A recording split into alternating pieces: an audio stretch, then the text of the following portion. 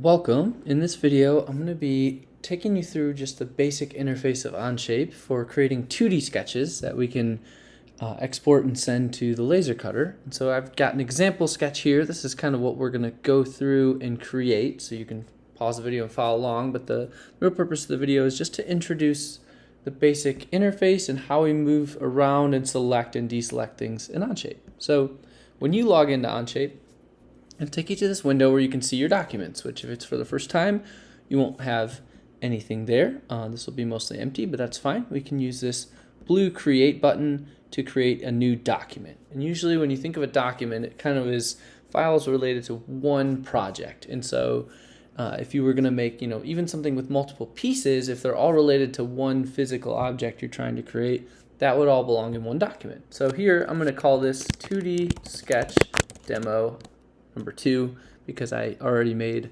a 2D sketch demo file so that I could have the on-screen example at the beginning of the video. So when you hit OK, OnShape will think for a moment, and then you'll see this screen. So down here we have, in this tab, the Part Studio 1.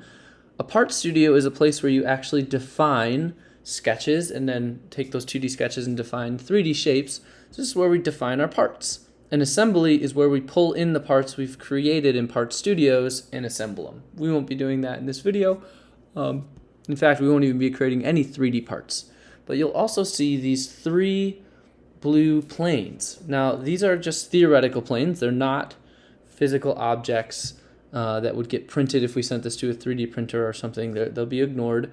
And they theoretically go on forever in the directions that they're pointing. So this front is a 2D plane, just like a mathematical plane.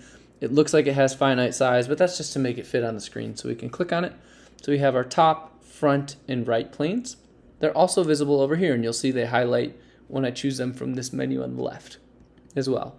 So when we sketch, we have to sketch either on the surface of a solid or on a plane. And if we ever need more planes, we can define our own planes that are at different angles, or maybe it's parallel to the top plane but hovering above it, something like that. Most of the time you find you want to start with one of these 3 planes, and this little dot here is called the origin, and it exists in all 3 planes as a single point. So what we'll do is click once on top. Now, one place that OnShape is different from other programs is that if I click on front, not holding shift or any special keys, you'll see that it's now selected too. Even though I clicked on them separately, I didn't drag and drop over them. Everything I click on is going to continue to be added to my selection in OnShape, unlike other programs where you have to hold Command or Shift to make that happen. Now if I click off to the side, it'll deselect, or let's say I accidentally click on a bunch of stuff and I don't want any of it, you can always just hit spacebar and it will deselect everything. So just remember, spacebar is sort of your safety line if you end up accidentally clicking on a bunch of stuff. So to start our sketch, we're going to choose the top plane. So I'm just going to click once on it and then come up here to hit this button called Sketch. And you'll see I could also just press Shift S and it would do the same thing. So that's going to create a 2-dimensional sketch called Sketch 1. Now, not much changed. When I'm sketching, I like to look directly at the plane that I'm sketching in. Right now we have this sort of oblong view of it. So I'm going to use this little box over here and click on top, and now I'm looking directly at the top plane. And you can see where the front and right planes, bisect it. So before I start drawing, I'm going to think about the units I want to think in. So if I click this little hamburger up here, you'll see under workspace units I get some options. I prefer to work in centimeters, but of course you could work in inches, millimeters, or some other measurement as makes sense for you. I'm just going to hit check, make sure that's on centimeters. And now I have to open up my sketch again because I chose something else. So I'll double click on Sketch 1 and make sure I have it selected up here. And what I can do is grab from this little drop down a rectangle tool. So there's 2 ways. You can define 2 points of a rectangle, or you can define the center and 1 corner point. I'm going to choose the center point rectangle and hover over this origin. You'll see it turns yellow, so my rectangle will remain centered on that origin. Now I'm just going to drag it out to very roughly the size I want. I'm not going to worry about the numbers showing me the length and width right now. I'm just going to click once, and now I have a rectangle. So I clicked once to start, I moved my mouse, and I clicked a second time. Now I have a rectangle. Now I need to give this some finite dimensions. You'll see right now I made it 11.597 centimeters. not quite what I want, so I'm going to hover over this dimension tool or press D. And if I just click once on the long edge and then move my mouse and click again, I can start typing a dimension. So I'm going to type in 10 for 10 centimeters and hit enter. Similarly, I can click once on this edge, move my mouse, and then click again and change that to 5 centimeters. Now, if I had wanted to, I might have said I want it to be 10 centimeters by 3 inches. I can actually type in 3IN and it'll do the math for me, converting that to centimeters, since that's the workspace unit I have set. You'll notice my rectangle turned from blue to black as I dimensioned it. The blue means, hey, there's something ambiguous about this shape. You haven't constrained it to where it's completely defined. That might be okay if you're making something kind of loosey-goosey. Often you want to say, hey, this rectangle is not only centered at the origin, but it's specifically 10 by 5 centimeters or something like that. So next, to get that circle that was at the midpoint between this edge and this plane, we need to do a little bit of construction. So I'm going to grab my line tool, and I'm also going to click this button called construction or press Q. Now what this means is I'm drawing a construction line. So it is a line, but it's not like these other solid lines in that I don't want to actually use this in my final sketch. I don't want to laser cut it, for example. I just want it there so I can build up the rest of my sketch. So you'll see now I have a dotted line, and if I hover over here, it'll snap to the midpoint of this. Now what I can do is grab my point tool and hover. Do you see how that little box appears at the center? That means my point is snapping to the midpoint of the line I just drew. So now I have the midpoint of this halfway across horizontal line. I'm going to grab my circle tool from up here and turn off my construction line so that this circle actually counts. I'm going to click and drag out from that center point, and now I've made a circle. You'll notice it's blue because its diameter isn't hard defined yet. So if I click on dimension, I can click once on the circle and once off to the side, and I'll give it a dimension of 1.5 centimeters for the diameter.